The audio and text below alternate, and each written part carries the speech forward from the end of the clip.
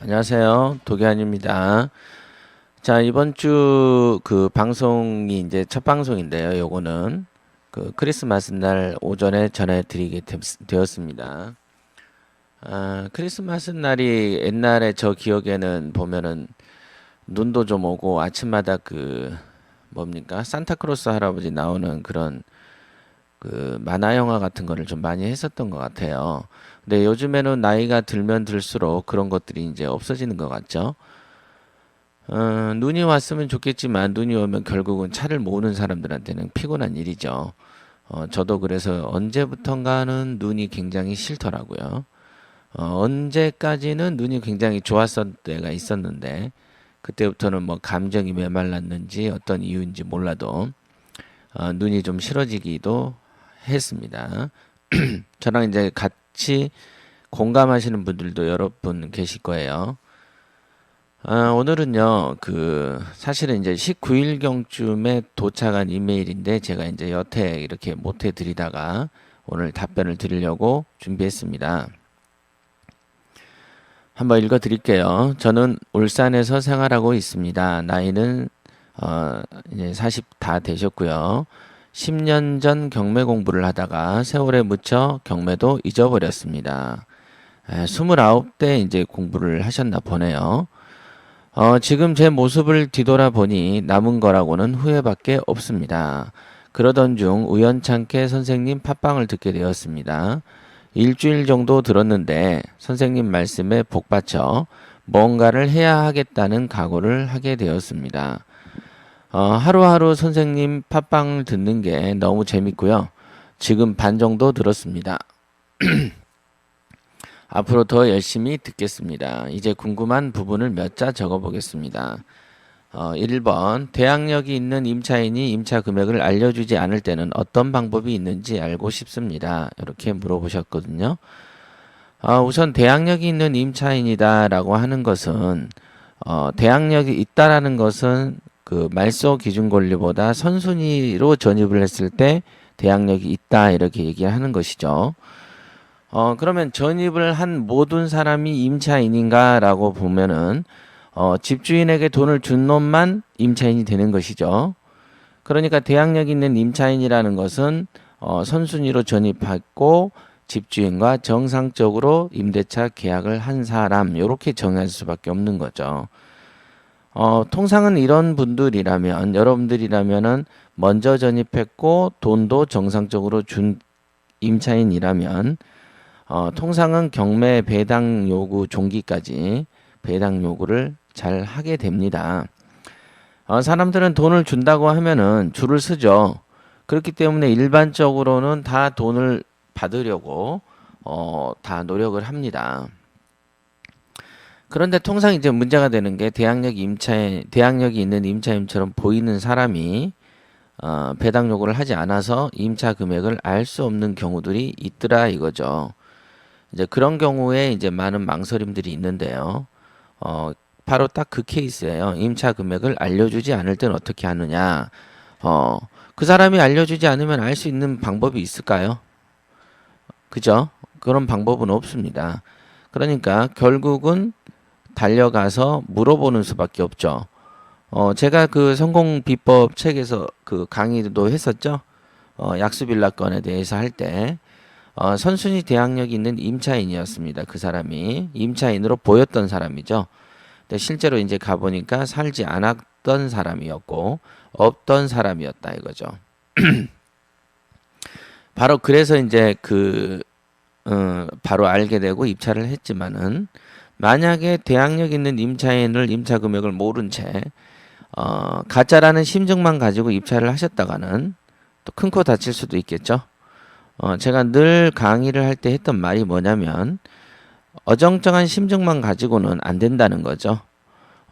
마치 여러분들이 경찰이라면 심증만 가지고 범인을 잡았다가 억울한 사람을 양산해 내면 잘못하다가는 자기가 경찰복을 벗게 되기도 한다 이거죠. 그래서 투자를 하는 데 있어서는 정확한 심증 이외에도 확실한 무엇인가가 있어야 뭐를 해야 된다는 겁니다. 아유, 물도 준비 안 해놓고 녹음을 시작했더니 목이 딱 맥히네요. 자, 두 번째. 그러니까 그 첫 번째 답은 뭐냐면 그냥 임차 금액을 알려주지 않을 땐 어떤 방법이 있는가? 예, 직접 찾아가서 조사해서 그 사람 입으로 듣는다. 이게 가장 빠른 얘기죠. 또는 한 가지의 방법이라면은 선순위 근저당권자가 있을 수 있죠. 어, 임차인 대비해서는 후순위지만 근저당권자인 은행에서 이 사람이 무상임대차에 계약을 했는지, 그냥 뭐 정상적인 임차인인지 웬만한 은행에서는 다 조사해서 가지고 있습니다.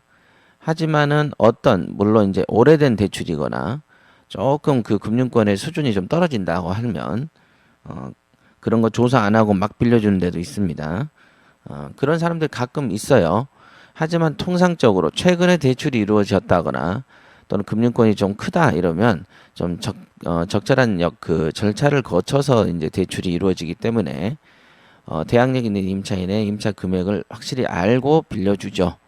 그러니까 그것만 이제 은행 조사한다, 직접 가서 조사한다. 두 가지 방법이 있겠습니다. 그리고 이 임차인이 6년간 임대차 계약을 하고 살았는데 가짜 임차인인 것 같은데 낙찰받고 가짜 임차인임을 증명할 수 있는지도 궁금합니다. 예. 낙찰을 받게 되면은 진짠지 가짠지는 당연히 밝혀지게 돼 있죠. 돈을 그 사람이 요구한다고 계약서를 가짜로 써온다고 돈을 줄 수는 없는 거죠. 그러니까 그 사람에 대해서 입증을 하라고 얘기를 할 수 있겠죠. 그러면 이제 통장의 거래 내역이라든가 그 당시 정황이라든가 계약서의 진위 여부로 가리게 됩니다. 그러면은 그 과정에서 웬만하면 자빠지죠. 바로 넘어집니다. 그리고 이게 6년 전부터 임대차 계약을 하면서 이미 꾸몄다면은 뭐 돈도 정상적으로 주고받고 했다면 아무리 설령 가짜인지언정 물어줄 수밖에 없겠죠. 그러나 통상은 경매를 대비해서 몇 년 전부터 정상적인 계약을 만들어냈다. 이런 사람은 거의 없죠. 그러니까 만약에 가짜 같은 경우에는 급하게 무엇을 만든 흔적이 있을 거고요. 그러다 보면은 대화를 나누거나 그 소송을 하게 되면 밝혀집니다. 저는 아직은 이제 이 관련해서 소송은 안 해봤지만요. 주로 대화를 하다 보면 스스로 넘어집니다. 그러니까 제가 경매의 90%는 말로 한다라고 얘기를 한 거죠. 그 말의 뜻을 깊이 생각해 주시면 되겠습니다. 3번 다가구 주택에서 후순위 세입자들이 배당을 한 푼도 받지 못했을 때와 조금 배당받은 세입자들을 명도상 어떻게 대처하는지. 예. 문제는 돈을 조금이라도 받아가는 세입자들을 상대하는 게 가장 쉽습니다. 그죠? 돈을 받아가려면 법원에서 받아가려면 낙찰자에게 명도 확인서를 받아서 법원에 제출해야 되는 것이죠. 그러니까 당연히 조금이라도 일부라도 배당받는 세입자들이 상대하기가 굉장히 쉽습니다. 그런데 후순위 세입자들이 배당을 아예 안 받았다. 그래도 역시 쉽습니다.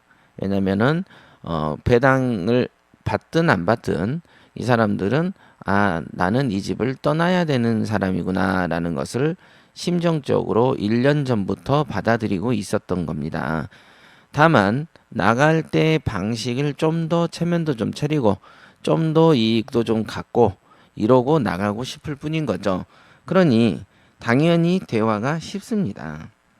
다만 한 푼도 못 받았다 그러면은 이전을 해 나가는 데 있어서 뭡니까? 보증금을 그 방을 하나 얻든가 이사 비용을 내든가 이런 데 있어서 굉장히 이제 피곤한 문제가 생기죠. 그래서 결국은 돈하고 시간을 무기로 해서 적절한 돈과 적절한 시간을 이용해서 내보내는 겁니다. 그러니 그 명도를 하는 데 있어서 돈을 쓰지 않고 어떻게 해보겠다라는 생각 자체는 틀린 거고요. 시간을 내 스타일대로 내 시간대로 끌어서 마음껏 맞춰보겠다. 그것도 문제를 일으키는 사고방식이죠. 그러니까 우선은 이 경매를 통해서 이득을 보셨기 때문에 나도 이익의 일부를 돌려준다라는 생각을 하시는 게 좋습니다. 이게 이제 제가 명도에 대해서 강의를 해놓은 것들이 많이 있고 책에도 많이 써놨으니까 한번 다시 읽어보세요. 4. 저는 울산에 살고 있는데 울산 낙찰률이 너무 높아서 고민입니다. 다가구 주택이 90% 이상에서 낙찰이 되고 있어요. 지금은 제가 살 집을 매매해야 해서 지방 건물은 힘들거든요. 항상 건강하세요. 이렇게 이제 해 주셨네요. 보면은 그 구미, 대구, 울산 이런 데가 보면 낙찰률이 되게 높아요. 되게 높더군요. 그래서 경매는 도매 시장이고 도매 시장에서의 가장 큰 매력은 시세보다 저렴하게 산다라는 관점에서 보면은 그 지역에서 경매를 하는 것은 그다지 좋아 보이진 않습니다. 특히 서울에 살거나 다른 지역에 살면서 투자용으로 한다면 더 비추죠. 하지만 내가 몸이 대구나 울산이나 구미에 있고 내가 거기에서 터전이 있다면 시세보다 조금 이득이라도 있다면 경매를 사는 게 맞겠죠. 그러나 만약에 울산 대구에 사는 분이더라도 투자용으로 내가 돈을 좀 남겨보겠다라고 생각한다면 또 그 지역에 사면 안 되는 것이죠. 요거는 농사 짓는 거하고 똑같죠. 그 지역에서 자라지 않는 농작물을 굳이 그 지역에 심을 이유는 없는 거 아니겠습니까? 그렇죠? 바로 그런 생각을 하시면 되겠고요. 자, 오늘 여기까지 하겠고요. 이 메일 상담을 제가 방송을 해드리겠다고 약속을 드렸음에도 이렇게 한 며칠 늦었죠. 요거는 다시 한번 이제 사과 말씀드리고요. 오늘이 이제 크리스마스 아침이고요. 그러니까 즐겁게 오늘 하루 보내시기 바라고 며칠 있다가는 또 한 해가 또 갑니다. 그 전에 또 한번 방송을 올려드리겠습니다. 자, 수고하셨습니다.